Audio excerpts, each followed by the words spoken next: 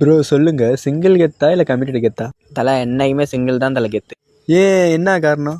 ஒருத்தையும் love பண்ணால் அதான் காரணம். தலை சொல்லியா, ஏன் எதுக்கு சிங்கிள் கெத்துன்ற?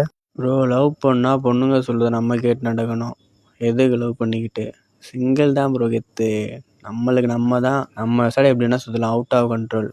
ப்ரோ நீலாம் லவ் பண்ணால் எப்படி ப்ரோ? லவ்வர் சொல்றதெல்லாம் கேட்க மாட்டேன் போலியே, கெத்து தான் ப்ரோ நீ. எது, ஒரு பொம்பளை சொல்கிறத நான் கேட்கணுமா?